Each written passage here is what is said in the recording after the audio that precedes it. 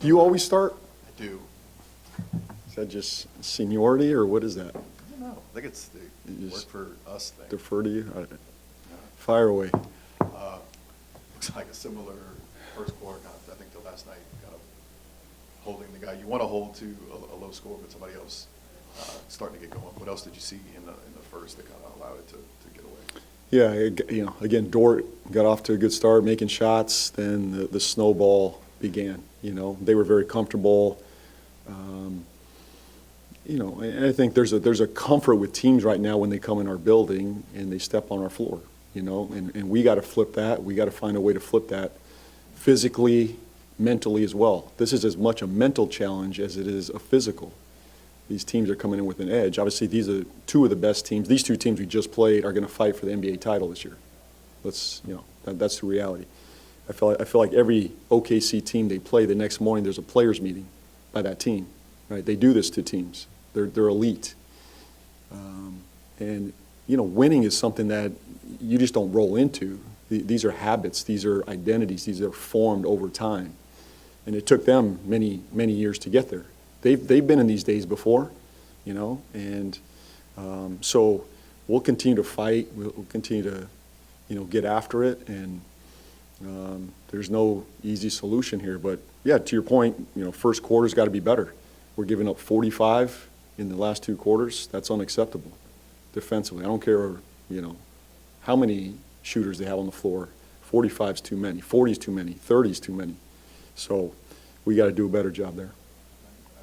Probably just looking at Micah Peavy and the minutes he played, even though it's been a struggle for him to kind of get going offensively, seemed to kind of find a couple of things tonight. Just what did you see from Micah? Yeah, I thought he came out, gave us great energy, crashing the boards. Defensively, he really impacted that game, so really proud of him. He responded tonight. That was a bright spot for sure. I thought Fears was good too. I thought Fears was really good. I think his downhill, he looked like he belonged in that game.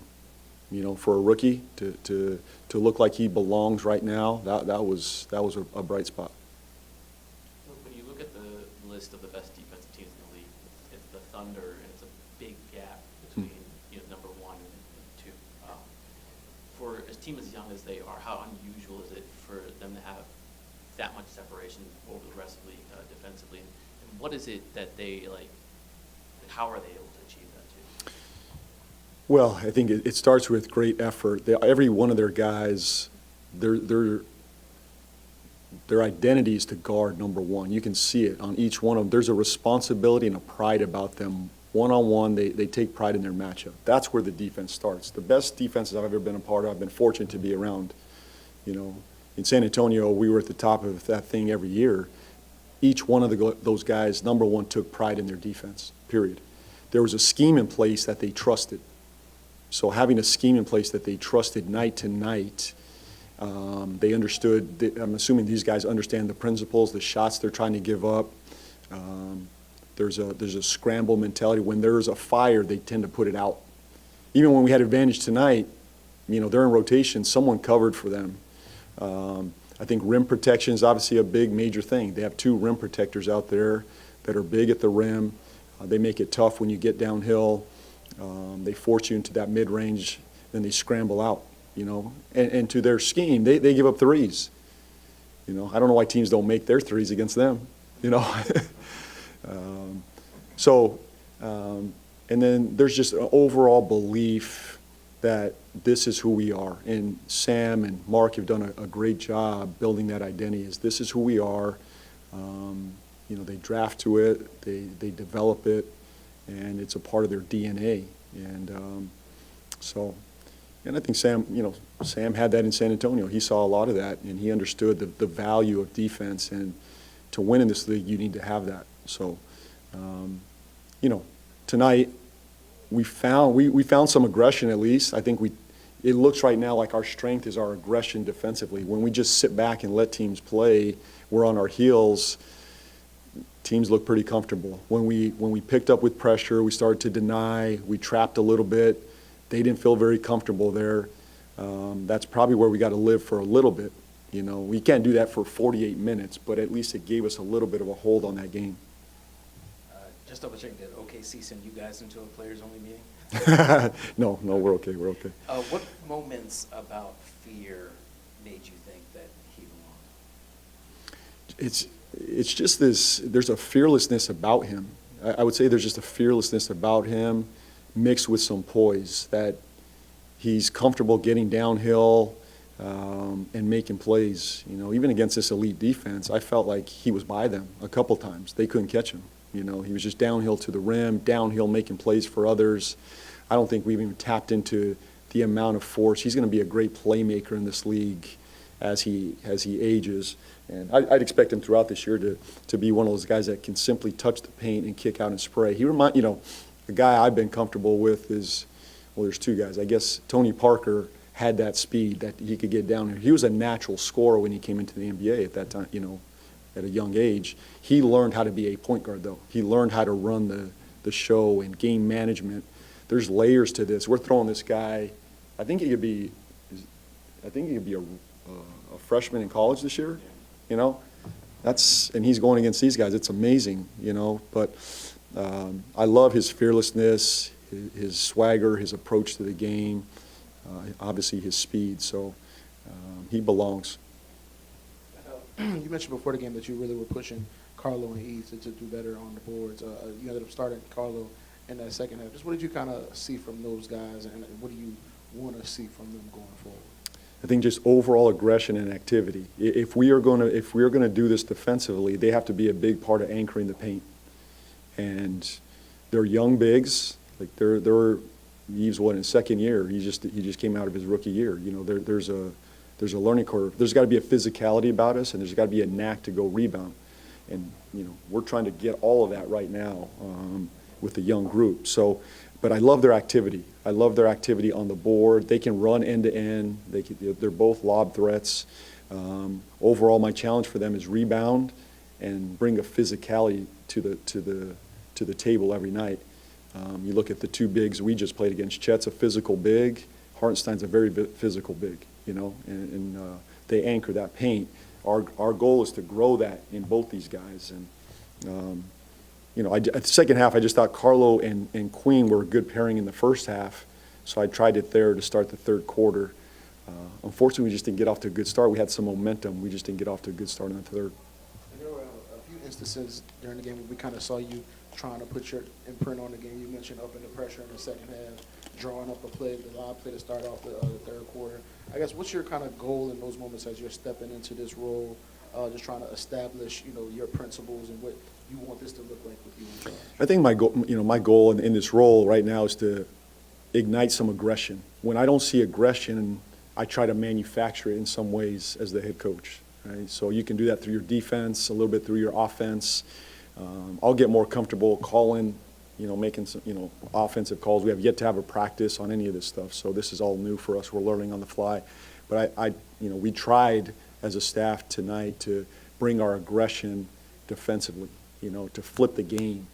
And if you just sit back on your heels against OKC, they're going to be downhill in the aggressors all night. I wish I had started pressing earlier. I wish I had started the game in pressure and aggression.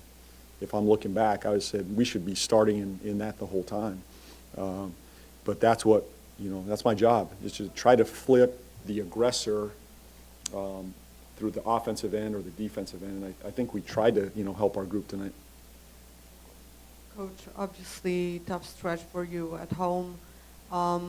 As a coach, what's more important to you, like the X's and O's or the psychological side of, you know, coaching, like question. delivering the right message and stuff? Great question. It's the spirit right now and the mindset right now. That trumps all. Trying to get this group to believe, to trust one another, to have resiliency. You know, the X's and O's are one thing. We're going to have to fix that and correct that along the way. You know, as we go, we have yet to have one, you know, practice together with this new unit. But more than anything right now, it's the spirit, it's the mindset, it's a belief, it's a confidence, it's a trust. That is my number one thing right now on the table. When we get dinged and we come to a timeout, stay the course, stay resilient, tough, next play. We're not there yet. We've got a ways to go. We've got a ways to go. But what I'll say is I've seen stretches of it Last night, I saw a stretch of it, we got back in the game down. Tonight, out of it, we strike back, we come back, and we hung in there, against, this team beats, I don't even know what they're beating teams by, but they do this to everybody. So I saw that resiliency, that response tonight. We just got to do it more. What was your message to the young guys, especially? The young guys, stay with it. It's a long year, we believe in you. We trust you. Keep growing. Keep asking questions. Stay curious. How do I get better? This is a lot for them right now. This is a lot. And it doesn't get it easier. We get a team that's very good coming in the next night. So stay fresh, stay positive, and keep moving forward. James, was it intentional for you to play 9 guys at least 20 minutes? I think Trey was the only one that exceeded 30. Is this part of like what you told us a couple of days ago? You're really trying to find the right rotations, or is it you're trying to get everybody out there together so it feels like everybody's in this together? Because you're talking about that mental side. Yeah. Of the group. Yeah, on the back-to-back, that was part of it. We wanted to play, some different lineups. We're exploring some different things. We have a script going in on rotations, and the game just felt like, we were looking for different lineups and trying some different things. So the script, we went off script a little bit. PV, we found a group that had some rhythm, and I wrote it, and sometimes guys, ran a little bit shorter or longer. But I'm proud of the group that they stepped up. I thought like the PV, the Bryce, those guys off the bench, Carlos stepped up into those minutes and did a very good job. So to answer your question, we're just trying to explore right now and see what we can find. And I know you're not a rebounding team, so small, little, impressive stats or something I know is not going to be something you're looking at. But still, against OKC, you held them to 9 fast break points. Mhm. You forced 18 turnovers. I think you scored 30 points off of Yeah. those turnovers. Are those like wins? Can you show that to the group? Is that what you're trying to build on? It's a win. Yeah, it's a win. I think coming out of last night, we did not convert our turnovers last night, right?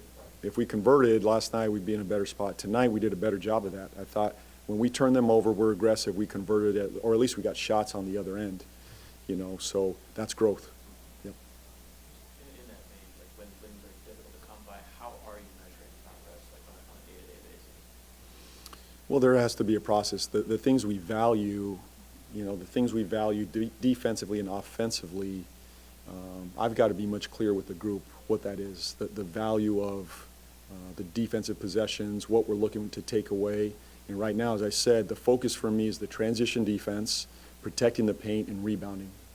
We're going to measure it by that. So we'll go back, watch the film, dig in, and adjust accordingly. Offensively, the pillars are, we play with great pace. We're trying to work on that, convert our turnovers, continue to crash the offensive boards and not turn the ball over. A thing that has been a little tough right now is just our ball movement's got to get better. That's just a piece of who I am, and it's my job to get them there, to trust the pass, to move the ball, to share it, and we'll get there. So I'd rather measure it in that vein of those benchmarks. And you're going to win some in this game, you're going to lose some, but as long as we're making strides in those areas.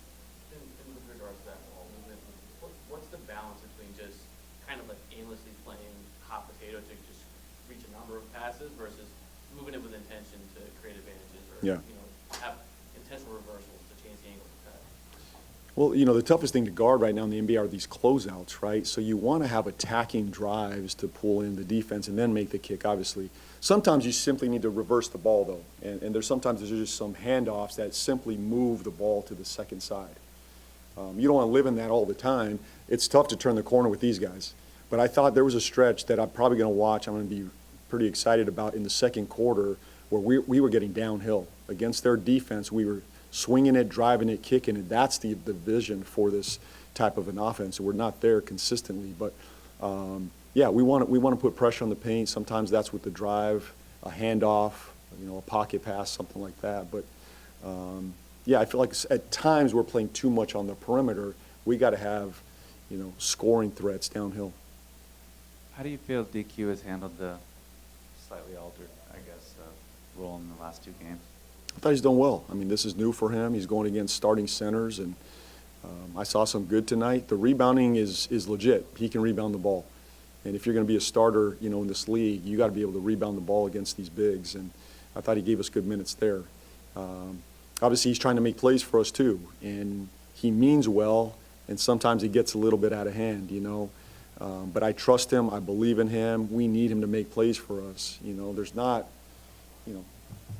currently as we stand, we're missing two playmakers, two scorers, that produce a lot for us. And so I trust him. He's got to make plays. I thought he's done a good job handling those minutes. To what extent have you found that you have to live with turnovers with rookies? Mm. Who handle the ball a lot? Mm.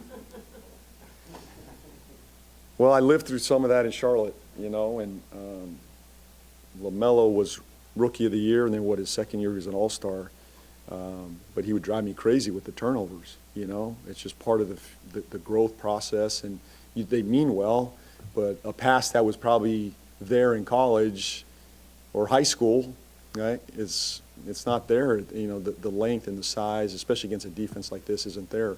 So part of this is you got to go let them explore. You have to let them go experience this. It's my job to coach them, and the secondly is the better space we are, the better decisions they can make. So it's twofold. It's his teammates, their teammates, and then making good decisions. But for us to get where we want to with Fears and Queen, we've got to let them go at times. Good. Thanks.